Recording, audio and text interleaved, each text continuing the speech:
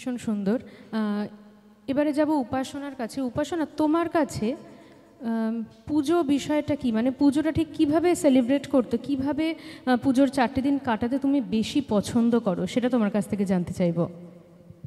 অনুষ্ঠান বা প্রোগ্রাম থাকলে তো খুবই আনন্দ হয়, মানে সেটা একটা আলাদা আনন্দ, সেই অনুষ্ঠানের একটা প্রিপারেশন অনেক দিন আগের থেকে, মনে হয় না তখন যে পুজোটাই চলে এলো, এরকম একটা মনে হয় না? হ্যাঁ, খুব আনন্দ হয়। হ্যাঁ, পুজো স্পেশাল গানগুলো বা সেটার একটা যে তার জন্য যে একটা প্রিপারেশন নেওয়া, সেই সময় থেকেই কোথাও গিয়ে মনে হয় এই তো আর দুদিন পরে পুজো। তো সেটা কেমন লাগে, সেই গানের প্রিপারেশন বলো বা অনুষ্ঠান বাদ দিয়ে বন্ধু বান্ধবদের সাথে বেরোনো হয় পুজোর সময়? পুজোর সময় ঠাকুর দেখাটা তো আলাদাই একটা আনন্দ, আর আমার কাছে আরও বেশি আনন্দ কারণ প্রোগ্রামও থাকে কিছু কিছু, তো সব মিলিয়ে একটা আলাদাই উত্তেজনা। ছোটোবেলায় তখনও কি প্রোগ্রাম করতে? যেমন স্যারের কাছ থেকে জানলাম যে উনি 2 থেকে গান শিখতেন, 7। হ্যাঁ, আমি ছোটোবেলায় প্রোগ্রাম করতাম। ছোটোবেলা থেকেই তাহলে মানে তোমারও ওরকমই আর কি, আলাদাভাবে যে আমরা একটু পুজোটাকে মজা করেছি, ওই ক্যাব বন্ধু খাটতে নিয়ে প্যান্ডেলে প্যান্ডেলে ঘুরে বেরিয়েছি, নিজেকে বেশ একটা সন্ডাগুন্ডা বা ডাকাত মতন মনে হতো, যে হাতে আমার কাছে বন্দুক আছে, মানে আমি এবারে বাবা রাজা, আমি এই মণ্ডপ থেকে ওই মণ্ডপে যাব, আমি হচ্ছি রাজা, নতুন জামা পরবো, হাতে বন্দুক নেব, নিয়ে এই মণ্ডপে একবার যাব, ওই মণ্ডপে একবার যাব, আবার ওখান থেকে এখানেই ফিরে আসবো। অমৃতাদির কাছে জানতে চাইবো, অমৃতাদির ছোটোবেলার পুজোটা ঠিক কীরকম ছিল? আমার ছোটোবেলার পুজোটা ঠিক কেমন ছিল, মানে 1.5 মাস বা 2 মাস আগে থেকে বাপির কাছে ভীষণভাবে বায়না, কবে নতুন জামা কিনে দেবে, 4 দিনে 4টে জামা চাই, এক্সট্রা 2টো জামা চাই, সেটা কবে পরবো। বন্ধুদের সাথেও কিন্তু একটা কম্পিটিশন চলতো, কম্পিটিশন বন্ধুদের সাথে। প্রতি বছর বাপিকে বলতাম যে বাপি আমার কিন্তু এক্সট্রা 2টো জামা চাই, কারণ ওটা আমি কবে পরবো সেটা আমি ডিসাইড করিনি, কিন্তু ওটা আমি পরবো। এবং জামাগুলো যখন কেনা হয়ে যেত, বেশ মানে দুর্গাপুজোর 10 দিন 15 দিন আগে থেকে একদম আলমারি থেকে জামাগুলো বার করছি, এটা এই দিন, এটা এই দিন, এটা ওই দিন, এইভাবে জুতোগুলো বারবার পরে আয়নার সামনে ঘুরে বেড়ানো, এটা আমার ছোটোবেলার পুজো ছিল। এখন বড়োবেলায় যে পুজোটা মানে অনুভব করি, সেটা হচ্ছে যে যখন অফিস যাচ্ছি, ওই বাসে যাচ্ছি যখন, তখন দেখছি যে জানলার বাইরে প্যান্ডেল হচ্ছে, থিম হচ্ছে, এবারে কি পুজোয় থিম হবে সেটা নিয়ে ভাবতাম। আর এখন অমৃতাদি, তুমি এটা দেখো, আমরা যখন ছোট ছিলাম বাবা মার সাথে, অন্তত আমি আমার কথা বলছি, আমি একদিন বাবা মার সাথে কলকাতায় ঠাকুর দেখতে যেতাম, আমার মনে আছে এটা, যে কোনো একটা দিন, সেটা অষ্টমী হতে পারে, নবমী হতে পারে, একদিন বেরোতাম। তার বাদবাকি যে কটা দিন, সেই কটা দিন কিন্তু আমার অন্তত কাটতো আমাদের পাড়ার পুজো মণ্ডপটাতেই, একদম ছোটবেলা মানে। এবং আমাদের কাছে তখন কিন্তু আলাদা করে থিম বলতে কি হয়, একটা যে আলাদা কিছু ব্যাপার, সেটা কিন্তু আমরা অনুভব করতাম না। আমাদের কাছে মনে হতো এই আমাদের পাড়ার পুজোটা, আমাদের পাড়ার প্যান্ডেলটাই হচ্ছে সবচেয়ে শ্রেষ্ঠ প্যান্ডেল, এটা কিন্তু একটা মনে হতো আমাদের। আমি জানি না সবাই সেটাতে সহমত হবে কি না।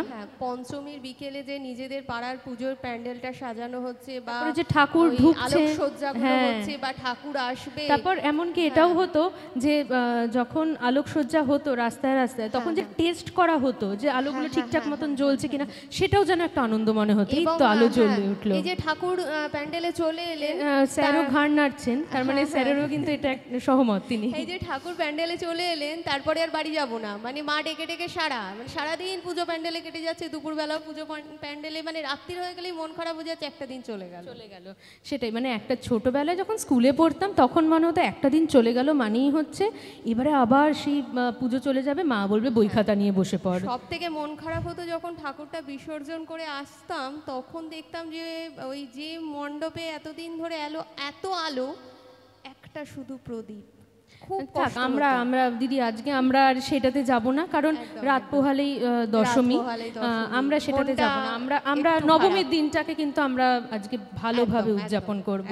আচ্ছা, উপাসনার কাছে আমি একটু যাব, কথা তো হলো কিছুটা, আবারও কথায় ফিরবো আমরা, কিন্তু তার আগে দুকলি গান কিছু তুমি শোনাও আমাদের। আমি স্বর্ণযুগে শারদর্ঘর যে রেকর্ডিংগুলো বেরোতো, তার মধ্যে থেকে এটা কিন্তু একটা সত্যি আমাদের সময় একটা উপরি পাওনা ছিল যে কি গান বেরোবে, কি গান শুনবো, নতুন কোন গান আসছে, তো সেই ঝুলি থেকেই আজকে উপাসনা একটা কোনো গান আমাদের সুন্দর করে শোনাবে। প্রতিমা বন্দ্যোপাধ্যায়ের একটি গান গাইছি। একটা গান লিখো আমার জন্য, একটা গান লেখো আমার জন্য, না হয় আমি তোমার কাছে ছিলে মতি নগণ্য। একটা গান লেখো আমার জন্য।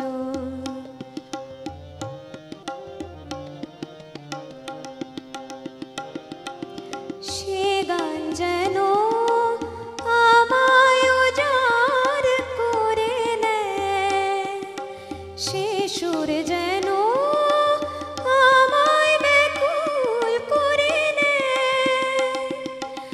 আমি যেন হই তোমার মাঝে ধন্য, না হয় আমি তোমার কাছে ছিলে মতি নগণ্য।